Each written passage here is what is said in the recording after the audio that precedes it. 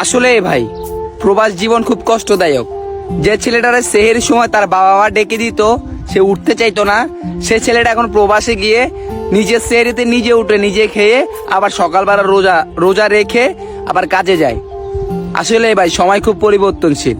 যে ছেলেটা বাবা মার কাছে বায়না ধরতো, বাবা এত টাকা না দিলে আমি ঈদ করবো না, ওই জিনিসটা কিনে না দিলে আমি ঈদ করবো না, এই সেই বায়না ধরতো, সেই ছেলেটার কাছে আজকে ফ্যামিলি বায়না ধরে, বাবা তোমার বোনে তো ওইটা পছন্দ করছে, বাবা তোমার ছোট ভাই তো ওইটা পছন্দ করছে, বাবা আমার তোমার বাবার তো ওইটা পছন্দ হয়েছে, বাবা আমার তো এটা পছন্দ হয়েছে। সেই ছেলেটা ঈদ আসতে যে তার মনের মধ্যে কতটা কষ্ট, একটা প্রবাসী বুঝে তার কষ্টটা কতটুকু। আমি আপনি বুঝবো না, একটা প্রবাসী জানে। আছে না ভাই, 10 বছর 20 বছর এরকম প্রবাসের মাটিতে কাটাই দিতেছে, নিজের ফ্যামিলির সাথে ঈদ করতে পারতেছে না, নিজের বাবা মার সাথে ঈদ করতে পারতেছে না, তারাই বুঝে তাদের মনের মধ্যে কষ্টটা কিরকম। আসলে ভাই প্রবাসী জীবনটা খুব কষ্টদায়ক, সময়টা খুব পরিবর্তনশীল।